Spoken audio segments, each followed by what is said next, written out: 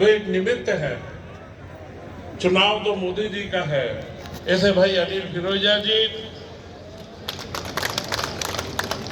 आप कहीं क्षेत्र के विधायक, पूर्व में सांसद रहे। डॉक्टर चिंतामणि मालवीय जी, हमारे जिले के अध्यक्ष भाई प्रदीप उपाध्याय जी, हमारे जिले के प्रभारी भाई प्रदीप पांडे जी, खासरोड क्षेत्र के हमारे विधायक डॉक्टर तेज बहादुर सिंह जी, जिन्होंने एक बात कही कि एक विषय निकला था कि मैं 56 साल का बुजुर्ग नहीं हूँ। निश्चित है मोदी जी का सीना 56 साल का है और उनके कार्यकर्ता भी उसी ताकत के साथ में पूरे समाज के बीच में जाते हैं। एक ऐसे संत पुरुष के रूप में वे आज हमारे बीच उपस्थित है। हमारे बीच यहाँ पर उपस्थित आलोट क्षेत्र के पूर्व विधायक भाई मनोज चावला जी, जिन्होंने, मुझे लगता है कि वो पूरा संकल्प लेकर के आए हैं और गांधी जी की आत्मा को शांति दिलवाना चाहते हैं। क्योंकि गांधी जी ने अंतिम समय में कहा था कि अब कांग्रेस को समाप्त कर देना चाहिए, परंतु ये नेहरू परिवार ने होने नहीं दी। अब मनोज चावला जैसे आ गए हैं कि पूरी कांग्रेस को मुक्त करा करके ही छोड़ेंगे। जैसे हमारे सभी यहाँ पर उपस्थित इस कार्यक्रम के संयोजक भाई नंदन जी तथा यहाँ के हमारे युवा मोर्चे के जिला अध्यक्ष भाई विप्लव जैन जी, भाई रमेश जी, कालू सिंह जी, उपेंद्र सिंह जी, भाई बंटी पीटिया जी तथा मंचा सिंह, हमारे कई जनप्रतिनिधि यहाँ पर उपस्थित हैं। और एक जनप्रतिनिधि पहले हमको 2-3 कम पड़ रहे थे जिला पंचायत में, एक भाई रमेश जी तो पहले ही आ गए थे, इसके बाद अभी संतोष जी पालीवाल भी आ गए। अब पूरी जिला पंचायत बहुत ताकत से बहुमत के साथ में हमारे पास है। निश्चित ये सारे आज हमारे और कई जनपदों के कई सरपंच हमारे बीच यहाँ उपस्थित है। और उन सब से महत्वपूर्ण जो आज सामने मेरे बीच में लंबे समय से पूरी सभा के अंदर उन विषयों को सुन रहे हैं जिन विषय को लेकर के उन्हें इस चुनाव के अंदर हर एक गांव-गांव में जाना है। और मैं आपसे यही बात कहूंगा, क्योंकि हर विषय के ऊपर हर वक्ता ने बोल दिया है। हर विषय पे हर वक्ता ने मोदी जी के कार्यकाल को लेकर के, धारा 370 हो, राम मंदिर हो, चाहे 3 तलाक की बात हो, लगातार आपके बीच में उन विषयों को रखा है। और भाई फिरोजिया जी ने तो जो कहा, निश्चित इनके पिताजी का जो संकल्प था, यह संकल्प पिछले 50 सालों में, 70 सालों के अंदर भारतीय जनता पार्टी के, हमारे जनसंघ के सभी वरिष्ठ कार्यकर्ताओं ने, जिन्होंने कभी यह सपने में नहीं सोचा था कि हम इस तरीके से देश के अंदर राम राज्य की स्थापना कर पाएंगे, आज निश्चित उन सब का आशीर्वाद, हमें स्वर्ग से हमें वो आशीर्वाद प्राप्त हो रहा है कि यह जो कार्यकर्ता आज का है, इस कार्यकर्ता ने गजब करा है। और इनका नेता जो नरेंद्र मोदी है, उसने पूरी दुनिया को दिखा दिया है कि भारत जैसा कोई भी राष्ट्र नहीं हो सकता है। और भारत के अंदर जो हमारे पास ताकत है, उस ताकत को उन्होंने जिस तरीके से 10 साल में प्रदर्शित करा है, उसके बारे में आप और हम कभी कल्पना भी नहीं करते थे। कभी हम ये नहीं सोचते थे कि अमेरिका का राष्ट्रपति अपना चुनाव जीतने के लिए मोदी जी का कार्यक्रम करवाए और मोदी जी के साथ गाड़ी में बैठ करके हाथ मिला करके पूरे स्टेडियम में घूमे। ऐसे दृश्य जो हमने देखे हैं, ये दृश्य हमारे लिए सपने के बराबर है।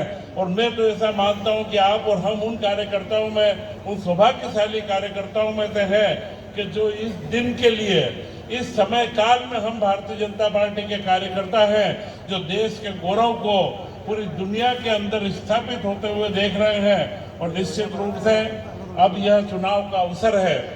और यह चुनाव का अवसर इन सारी बातों के अलावा भी, अगर आप देखेंगे मोदी जी के बारे में, तो सिर्फ धारा 370 या राम मंदिर का मुद्दा नहीं है। मोदी जी ने विकास के कई आयाम और देश के अंदर यहाँ के युवाओं का आत्मनिर्भरता कैसे हो, यहाँ का युवा समृद्ध कैसे हो। और अब उन्होंने एक नारा जो हमें दिया है वो नारा है विकसित भारत का, कि हम 2047 के अंदर भारत को जो विकासशील बोलते हैं कि यह विकास की दौड़ में लगा हुआ है। उन्होंने निश्चित करा है कि 25 साल के अंदर 2047 में यह विकास की दौड़ को हम पूरी करके और एक विकासशील यानी विकसित भारत बनाएंगे और यहाँ का युवा, हर युवा सक्षम होगा।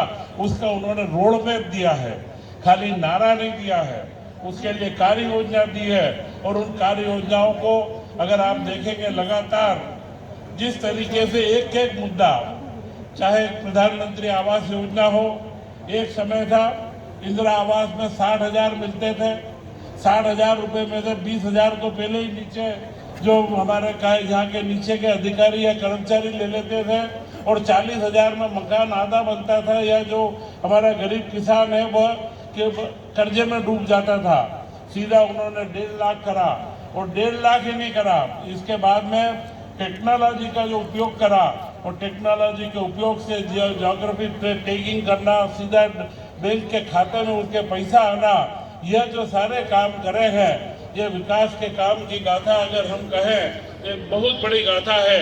अगर आज वंदे भारत ट्रेनों की हम बात करें, वंदे भारत की ट्रेन आज दुनिया के अंदर कभी कल्पना नहीं थी कि भारत 160 किलोमीटर की स्पीड से चलाने वाली रेल अपनी खुद की बनाएगा। पूरी दुनिया जापान की ओर देखती थी या पूरी दुनिया फ्रांस और अमेरिका की ओर देखती थी, परंतु आज उन्होंने वंदे भारत ट्रेन को भारत के अंदर बनवाया। और यह संकल्प जब पूरे होते हैं तो एक नेतृत्व लगता है, उस नेतृत्व के लिए काम करने की एक लालसा बनती है।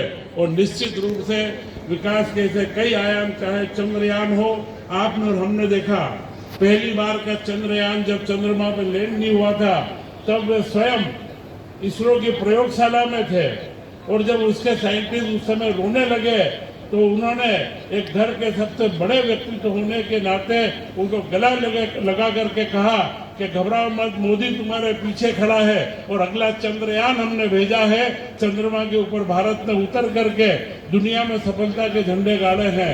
ऐसे विकास के कई आयामों को उन्होंने लगातार जगह दी है। हमारे जो स्वनिधि योजना हो, 10,000, 20,000, 50,000 तक का लोन हो, मुद्रा योजना हो, और अब तो उन्होंने पूरे जो हमारे स्टार्टअप हैं, स्टार्टअप के बंधुओं को भी कि नए विचारों के साथ में जो भी बच्चा आए, अभी उन्होंने एक 10,000 करोड़ का बजट रखा है। एक अभी हमारे भाई नंदन जी बता रहे थे कि आलोट के अंदर एक बच्चा है जिन्होंने नया आइडिया लिया है पानी के लिए और वे नए आइडिया को आगे ले जाना चाहते हैं। मैंने उनसे वही कहा कि 10,000 करोड़ का जो बजट स्टार्टअप का है उसी में से बजट का हिस्सा मध्य प्रदेश में हमने 100 करोड़ रुपए लगाने का निश्चित करा है। तो ऐसे जितने भी युवा आएंगे उन युवाओं को हम पूंजी के अंदर सहयोग करके और उनको आगे बढ़ाएंगे। एक एक गांव का बच्चा जिसके पास कोई नया विचार हो, उस विचार को जब लेके आएगा तो मध्य प्रदेश सरकार और देश की सरकार, मोदी जी की सरकार उसके साथ खड़ी है। तो यह जो परिकल्पनाएं हैं, राम राज्य खाली राम के नाम का नहीं होता है, राम राज्य पूरी जनता के भले के लिए। राम की कल्पना, राम के अगर आप विचार देखेंगे, आपने राम राज्य को देखा होगा, रामायण को हमने सुना है, वह रामायण तो रावण के वध के ऊपर है, परंतु राम राज्य के जब हम अवसर देखते हैं कि किस तरीके के निर्णयों के साथ में उस समय काल में राम ने राज्य करा था, और निश्चित रूप से आज वही राम राज्य की परिकल्पना भारत में परिलक्षित हो रही है। आज का ये अवसर है कि आलोट क्षेत्र, आप लोगों ने पिछली बार यहाँ के क्षेत्र में हमारे भाई चिंतामणि जी को 60,000 वोटों से जिता करके, 60,000 से ज़्यादा मतों से जिता करके भेजा है, और इस बार तो मनोज चावला जी साथ में आ गए हैं।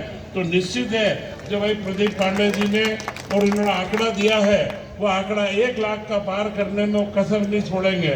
निश्चित यह जो पूरा कार्य है, और इस सारे कार्य में लगातार आप और हम सब लगे हुए हैं। इस क्षेत्र के औद्योगिक विकास के लिए कई योजनाएं हैं, उन योजनाओं को अभी आचार संहिता लगी हुई है, परंतु मैं आपसे निश्चित कह दूं कि अगर कहीं भी 5 से ज़्यादा उद्योगपति आकर के कहेंगे कि हमको उद्योग लगाना है, तो उनको 1 सप्ताह के अंदर हम जमीन दिलवा करके औद्योगिक क्षेत्र का निर्माण करवाएंगे।